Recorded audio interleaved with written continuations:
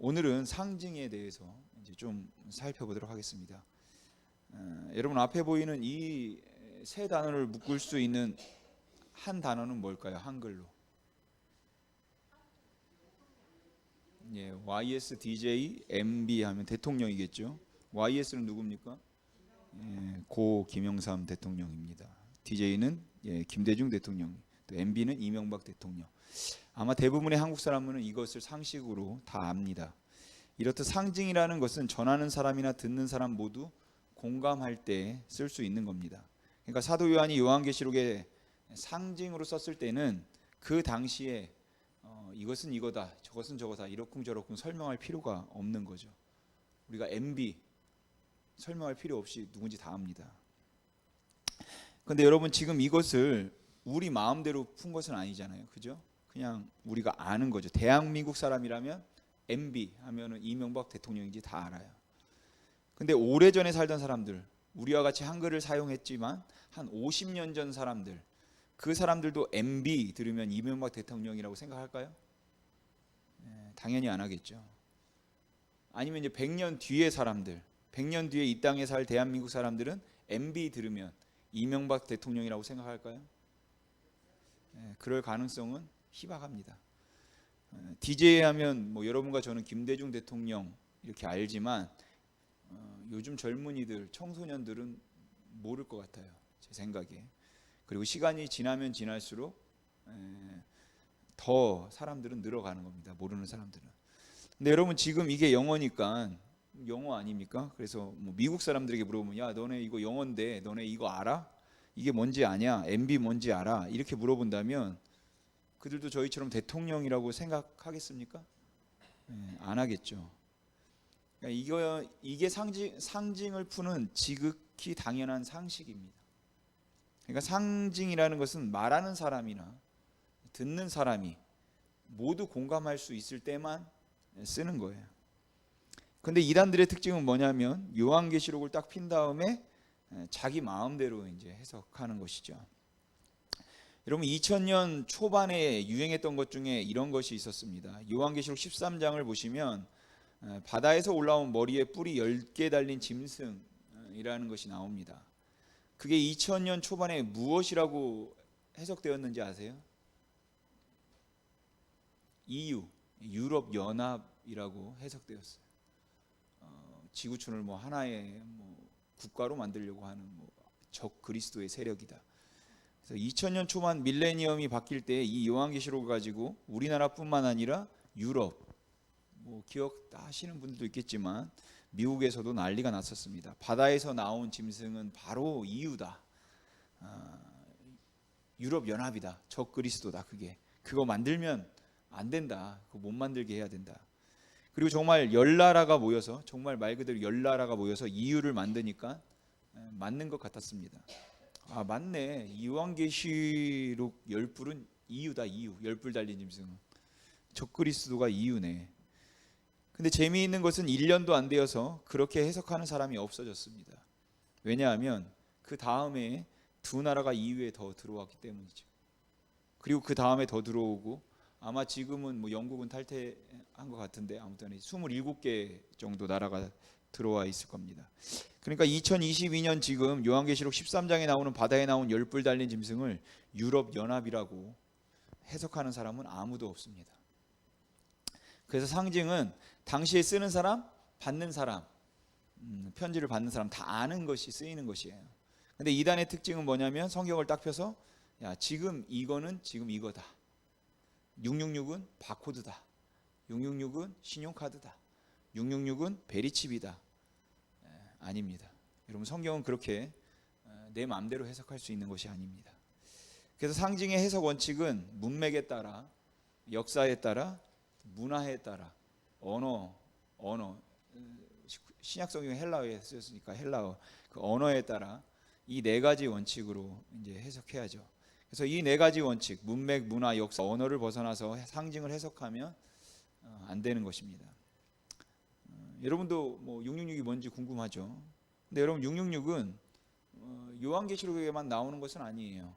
초대 기독교 문헌에도 666이 나옵니다. 성경 말고도. 근데 그걸 모르니까 666을 자꾸만 이제 이상하게 푸는 것이죠. 그래서 말씀으로 사람들을 이용해서 두렵게 만드는 겁니다.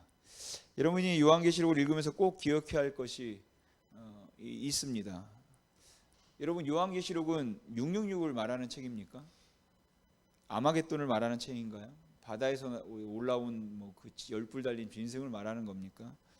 여러분, 요한계시록은 무엇을 말하는 책이라고 제가 말씀드렸습니까? 여러분들이 이걸 꼭 기억하셔야 돼요. 요한계시록은 1장부터 22장까지 오직 누구를 말하냐면 예수 그리스도입니다. 그러니까 예수 그리스도의 초점을 잡고 우리가 봐야 되는 것이죠. 읽어야 되는 것이고, 그러니까 다른 것에 초점을 맞추면 안 되는 것이에요. 오늘은 상징 중에 숫자에 대해서 좀 다루려고 합니다. 여러분, 한국에서는 무슨 숫자를 싫어하죠?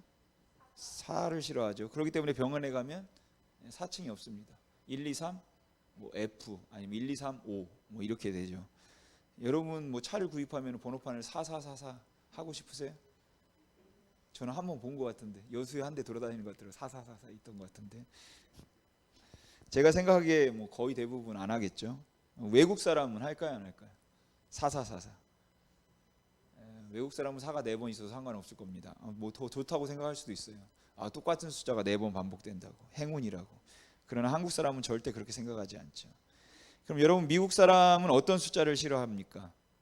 미국 사람도 4 싫어할까요? 그렇지 않죠. 미국 사람들이 싫어하는 숫자는 13이죠. 그래서 공포 영화도 13일의 금요일 뭐 이렇게 되잖아요. 그러니까 한국에서 4의 의미가 미국에서는 어디에 그 의미가 있는 거예요? 13이라는 숫자에 그 의미가 있는 겁니다. 이렇게 나라가 달라지면 의미를 나타내는 상징도 달라지게 되어 있어요. 그럼 여러분, 한국 사람들이 좋아하는 숫자는 뭡니까? 그거는 여러분들이 교회를 다니기 때문에 7을 좋아하는 거예요.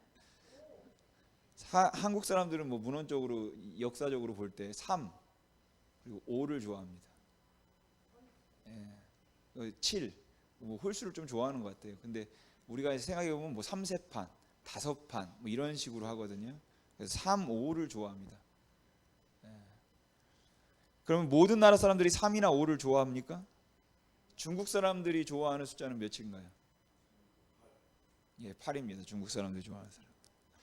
근데 거기에 대고 왜 8을 좋아하냐, 3이나 5를 좋아해, 7을 좋아해야지, 이렇게 말할 수 있습니까? 말하면 안 되는 거죠. 한국에서의 3이나 5는 뭐 또는 여러분들이 말한 7 이런 숫자의 의미가 중국에서는 8이라는 숫자가 그 의미를 가지고 있는 겁니다. 이렇듯 숫자는 나라, 문화, 언어마다 상징이 다 들어가 있는 것이에요.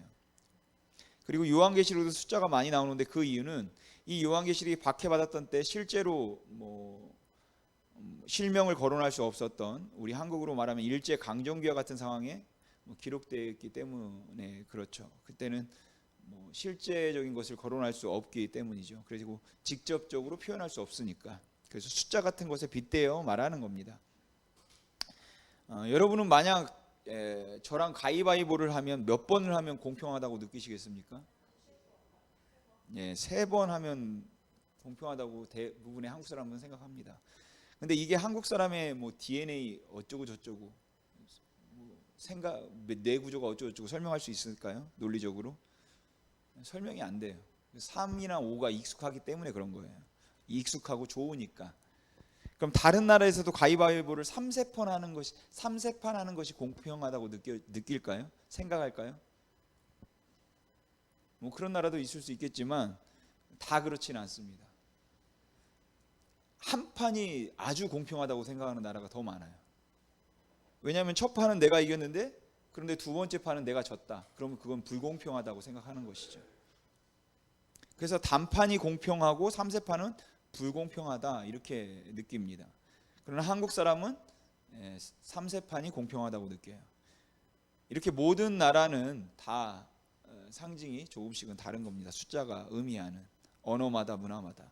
그리고 요한계시록에서 이런 상징적 숫자가 많이 나오죠. 근데 여러분이 기억하셔야 할 것은 요한계시록에 나오는 어떤 상징과 또 개념과 단어와 숫자조차도 요한계시록에만 나오는 것은 없어요. 즉 구약 성경에 나오는 것을 그대로 인용할 뿐입니다. 그래서 제가 지금부터 몇 가지를 설명드릴 건데 논란이 있는 것은 최대한 배제하고 누구든 인정하는 그 숫자의 상징만을 말씀드리겠습니다. 여러분, 일은 구약에서 독립을 의미합니다. 독립. 유일보다는 독립, 그리고 특별, 이것을 의미해요.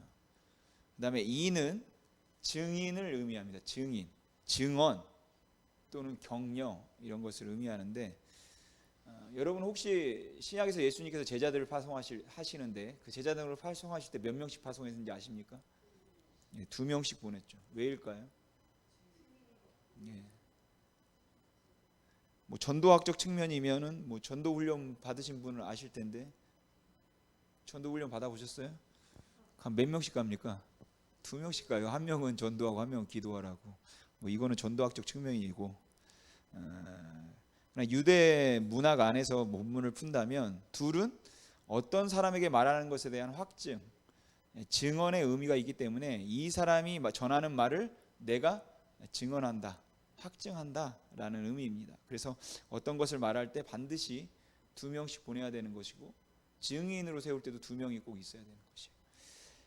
여러분 수갈에서에 보면 두 감람나무가 나옵니다. 그게 뭐냐 하면 그것은 문자적으로 뭐 두 개라는 뜻이 아니라 확증의 의미예요. 이 사람이 하는 말을 확증하고 증언한다라는 의미가 있는 거죠. 그 다음에 3은 하늘을 뜻합니다. 하늘. 여러분 우리 한국 사람은 하늘이 몇 개 있다고 믿나요? 하나로 믿죠. 그럼 사도 바울 당시에 에베소를 중심으로 근처에 있었던 소아시아 사람들, 소아시아, 뭐 터키 뭐 이쪽에 있는 사람들은 하늘이 몇 개 있다고 믿었을까요? 사도 바울 당시 에베소 사람들을 중심으로 소아시아 사람들은 하늘이 7층이 있다고 믿었습니다. 7층. 그럼 유대인들은요? 유대인들은 3층이 있다고 믿었어요. 유대인들은 첫 번째 하늘은 새가 날아다니는 하늘, 두 번째 하늘은 해와 달과 별들이 있는 하늘, 세 번째 하늘은 하나님이 계시는 하늘. 그래서 유대인들은 하늘이 3층에 있다고 믿었습니다. 그러니까 사도 바울이 고린도후서 12장에서 자신이 어디 갔다 왔다고 합니까? 셋째 하늘. 무슨 의미인지 알겠죠? 철저하게 유대적 배경으로 사도 바울이 쓰고 있는 것을 알 수 있습니다. 산은 땅을 의미합니다. 땅, 동서남북 모든 방위를 가리키는 네 방이기 때문에 땅을 의미합니다. 네 방향. 그렇다면 하늘과 땅을 합치면, 그러니까 하늘의 수와 땅의 수를 합치면 그 수는 얼마입니까? 7. 그리고 그게 유대인에게 있어서 완전한 숫자가 되는 것이에요. 그래서 유대인들에게 있어서 가장 좋아하는 숫자는, 유대인들은 7입니다. 7. 여러분 이 요한계시록을 기록한 사도 요한이 요한복음도 기록했잖아요. 그럼 그 요한복음에 보면 예수님의 기적이 나오고, 수많은 예수님의 뭐 복음서에 보면 수많은 기적이 나오는데 요한복음에도 기적이 나오죠. 근데 기적이 몇 개 나오는지 아세요? 요한복음. 오늘 집에 가서 좀 읽어보십시오. 읽어보고 좀 세워보세요. 7개 나옵니다. 7개. 지금 칠하고 있으니까 그냥 찍으세요. 찍어. 7개. 그리고 요한복음에 보면 예수님이 나는 무엇이다, 나는 누구다, 이렇게 에고 에이미 헬라어로 말하는데, 예수님이 누구신가에 대해서 나오는 놀라운 선언인데 그게 몇 번 나올까요? 그것도 7번 나옵니다. 나는 생명의 떡이다, 나는 세상의 빛이다, 나는 양의 문이다, 나는 선한 목자다, 나는 부활이요 생명이다, 나는 길이요 진리요 생명이다, 나는 참 포도나무다. 요한계시록도 읽어보시면 여러분들이 아시겠지만 인이 몇 개 나옵니까? 나팔이 몇 개 나오고 대접이 몇 개 나옵니까? 7개씩 나옵니다. 그러니까 이 7이 의미하는 것은 완전이라는 뜻이에요. 그럼 이 완전이라는 7에서 하나가 빠지면 의미가 뭐가 될까요? 불완전이 됩니다. 그래서 6은 불완전을 뜻합니다. 그리고 유대인들이 가장 싫어하는 숫자도 이 6이에요. 한국 사람은 4를 싫어하지만 유대인들은 6을 싫어합니다. 그러니까 6을 그냥 숫자 6으로만 생각하시면 안 되고 우리가 그 의미를 기억해야 되는 것이죠. 그럼 666, 6이 3번 나와 있으니까 이거는 정말 나쁜 거죠. 나쁜 거. 나쁜 것이라는 걸 의미하는 것이 뭐 바코드를 의미하지 않고 베리칩을 의미하지 않습니다. 그 다음 10은 유대인들에게 충만, 많은 것을 의미해요. 충만, 많은 것. 그리고 이것보다 더 중요한 것은 12입니다. 여러분 이스라엘의 지파가 몇 지파 있습니까? 12지파. 사사기에 언급되는 사사가 모두 몇 명입니까? 12사사죠. 그렇다면 여러분 이스라엘에 살았던 사사가 모두 12명이었을까요? 이스라엘에 있었던 사사가 12명이었을까요? 딱? 그렇지 않죠. 어떻게 알 수 있습니까? 사사기 다음에 성경인 사무엘상에도 사사가 나옵니다. 누굽니까? 사무엘이 사사예요. 사무엘이 사사. 사사라고 나와요. 그러니까 이 세상에 이것만 보더라도 사사들은 모두 12명이 아닌 것이 확실해요. 그 중에 12명만 그냥 기록해 놓은 거죠. 그럼 왜 사사기에는 12명만 언급했을까? 그 숫자에 의미가 있기 때문이겠죠. 여러분 예수님의 제자는 모두 몇 명입니까? 그럼 사도는 모두 몇 명이었나요? 이건 좀 조심해야 하는데 가룟 유다가 죽었기 때문에 사도는 모두 11명이었죠. 근데 사도행전 2장에 오순절 성령이 임하기 전에 1장에 가룟 유다의 빈자리를 대신해서 한 사람을 뽑습니다. 그때 그렇게 사도를 뽑는데 누가 대신 뽑히냐면 마띠아가 뽑혀요.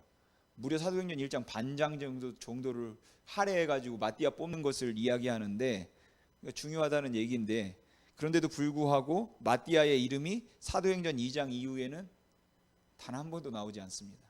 무려 27권에 되는 신약성경에 이 마띠아라는 이름이 여기 한 번 나오고 다른 곳에는 한 번도 나오지 않아요. 그래서 마치 어떤 느낌이냐면 오순절날 성령이 임해서 이 땅에 이제 교회가 시작하게 되는데 그 시작되기 전에 그 12를 맞춰야 된다. 어떻게든 이 12를 끼워 맞춰야 된다는 느낌이 드는 거죠. 그러기에 12이 상징하는 것은 굉장히 의미가 있다라는 것이죠.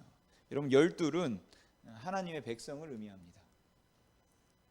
근데 여기서 멈추면 안 되죠. 이 12은 구약의 하나님의 백성이든 아니면 신약의 하나님의 백성이든 그 둘 중 한쪽만을 의미해요.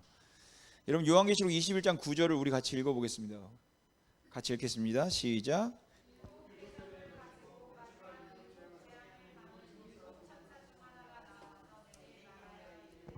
이리 오라 내가 신부 곧 어린 양의 아내를 내게 보이리라 하고. 아멘. 여러분 여기에서 말하는 어린 양은 예수 그리스도죠. 그러니까 예수 그리스도의 신부를 보여주겠다라는 것입니다. 여러분 예수 그리스도의 신부를 보신 적 있으세요?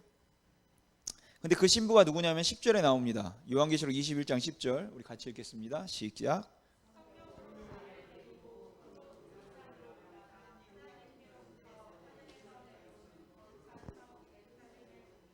아멘. 자, 어린 양의 아내를 내가 보이겠다라고 하면서 뭘 보여줬습니까? 거룩한 성 예루살렘. 그러면은 어린 양의 신부는 누가 되는 겁니까? 예수님의 거룩한 성 예루살렘이 예수님의 신부죠. 예수님이 취향이 좀 독특하시죠. 그 벽돌로 지은 그게 예수님의 신부랍니다. 근데 여러분 예수님의 신부가 진짜 이 벽돌로 지은 성일까요? 문자 그대로 예루살렘 성입니까? 그건 아니겠죠. 그러니까 이 거룩한 성은 벽돌인 도시가 아니라 무엇인가를 상징하는 것이겠구나를 우리가 알 수 있습니다. 그럼에도 불구하고 이 거룩한 성을 문자 그대로 벽돌은 무엇이다 어떻고 해석한단 말이죠. 그렇게 하면 안 되는 것이죠. 그러나 아무튼 문맥상 이게 뭘 상징하는지는 몰라도 이 거룩한 성 예루살렘은 예수님의 신부입니다. 근데 12절에 보시면 이 거룩한 성 예루살렘의 특징이 나와요. 크고 높은 성곽이 있고 12문이 있는데 아직은 정확히 예수님의 신부가 뭔지 잘 모르겠습니다. 아무튼 예수 그리스도의 신부를 빗대어 말하고 있는 예루살렘 성에는 12문이 있다라는 것이에요. 그럼 이 문은 뭔가요? 이건 어떻게 해석할까요? 그것도 나와 있습니다. 크고 높은 성곽이 있고 12문이 있는데 문에 12천사가 있고 그 문들 위에 이름이 있었으니 이스라엘 자손 12지파의 이름들이라. 그러니까 여러분 12문에 12지파의 이름이 기록되어 있습니다. 여러분 12는 무엇을 상징한다고 했습니까? 하나님의 백성. 근데 구약 아니면 신약. 그렇다면 12문은 구약이겠습니까? 신약이겠습니까? 여기 12문에 무엇이 기록되어 있나요? 이스라엘 12지파의 이름. 그렇다면 이 12문은 구약의 하나님의 백성을 상징하겠죠. 그렇다면 신약은요? 신약에 하나님의 백성 안 나오나요? 14절을 보면 나옵니다. 그 성의 성곽에는 12기초석이 있고 12문만 있는 것이 아니라 12기초석이 있죠. 근데 그 12기초석에는 무엇이 기록되어 있습니까? 그 위에는 어린 양의 12사도의 12이름이 있더라. 12지파는 구약을 상징합니다. 그러면 사도는 신약을 상징하겠죠. 그러니까 요한계시록에서 말하는 예수 그리스도의 신부인 거룩한 성은 무엇을 빗대어서 지금 말하고 있는 것입니까? 12문에 12지파의 이름이 기록되어 있고 12기초석에는 12사도의 이름이 기록되어 있으니까 이건 바로 구약과 신약에 있는 모든 하나님의 백성을 의미하는 것이죠.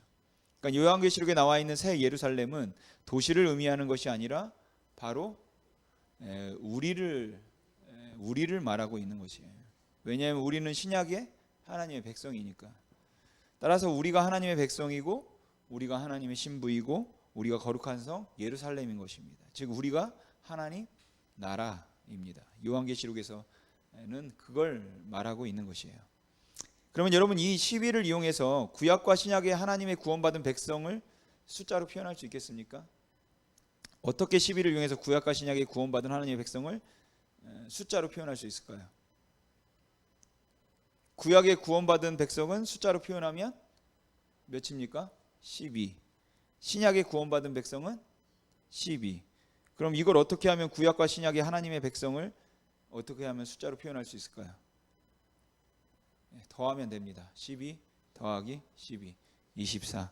그러니까 요한계시록에서 24는 뭘 의미할까요?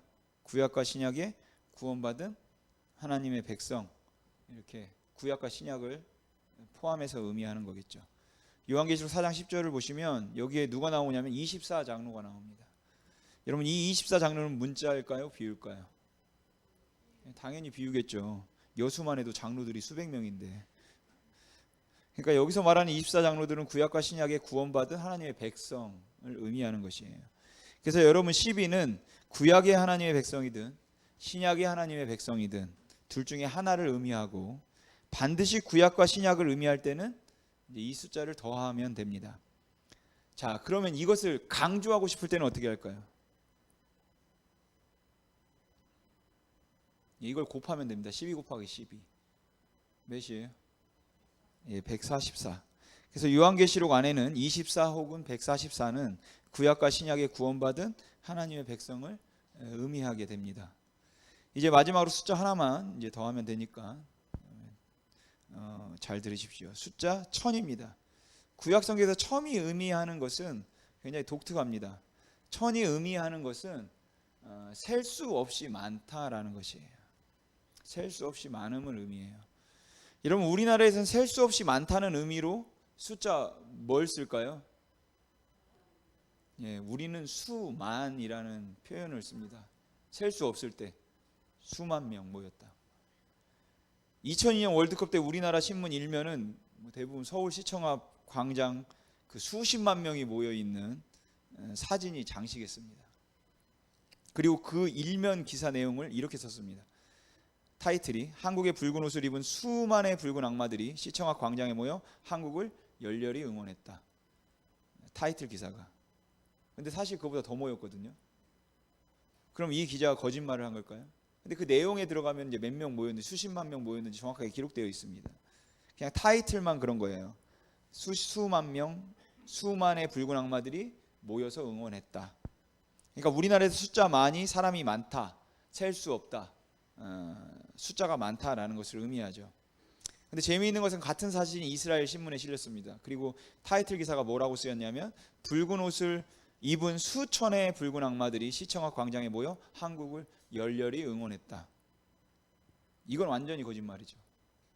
눈으로 봐도 대충 봐도 수십만인데 수천이라고. 근데 그렇게 말하면 안 됩니다. 이스라엘 사람들에게서 셀 수 없이 많다는 의미는 천이에요, 숫자. 그러니까 기사를 그렇게 쓰는 겁니다.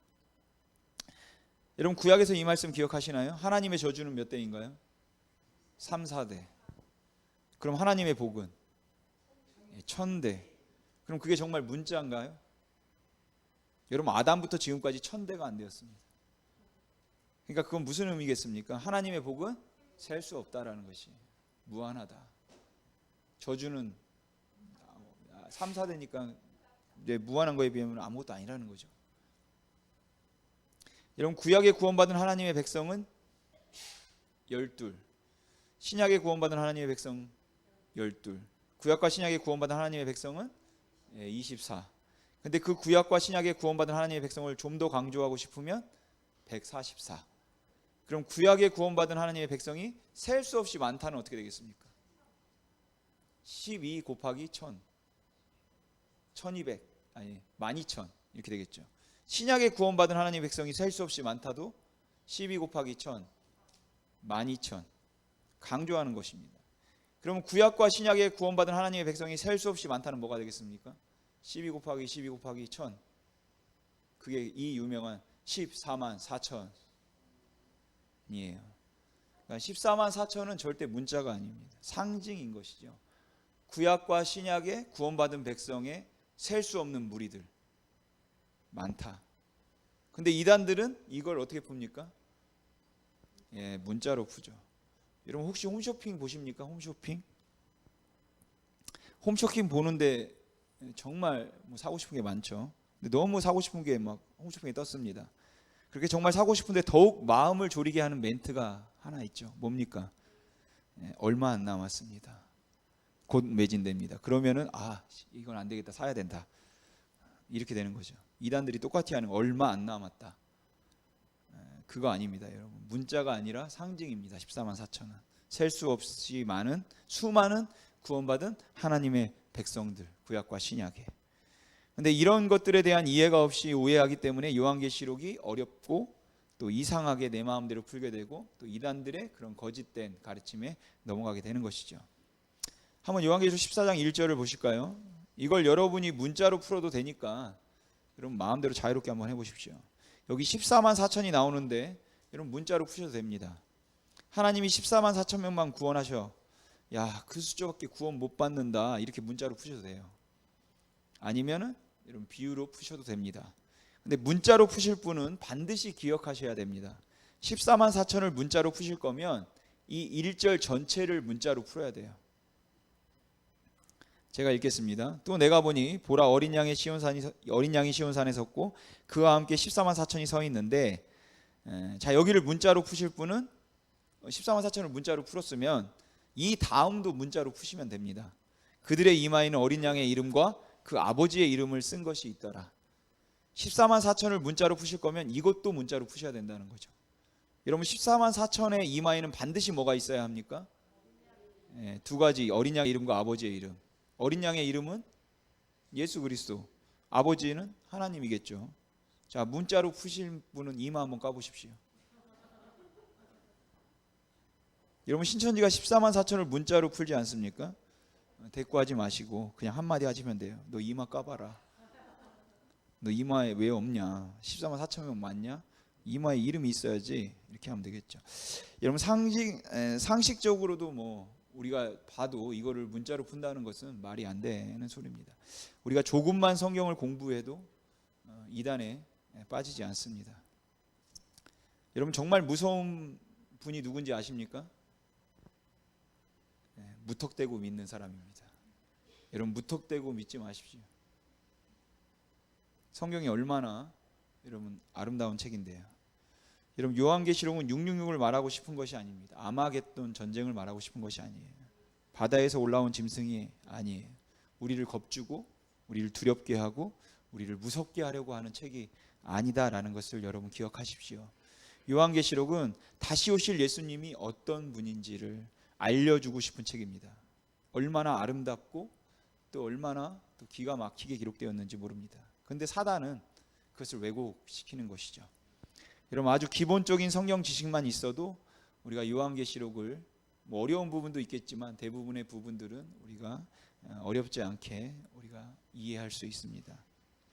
여러분 요한계시록에만 나오는 숫자, 상징, 짐승 등 이 모든 것들은 요한계시록에만 나오는 것은 없습니다. 이미 구약에 다 나오는 것들이에요. 신약 성경 중에 구약을 가장 많이 인용한 성경은 요한계시록이에요. 구약을 그대로 인용할 뿐입니다. 그러게 여러분 요한계시록만큼 아름다운 책은 없습니다. 그걸 여러분들이 기억하시고 우리가 계속 요한계시록을 공부해 나갈 건데 그 공부해 나가시면서 여러분이 한번 이 요한계시록을 읽어 보시고 그 아름다움을 더 만끽하시고 또 체감하는 시간들이 되시기를 주님의 이름으로 소망합니다. 기도하겠습니다.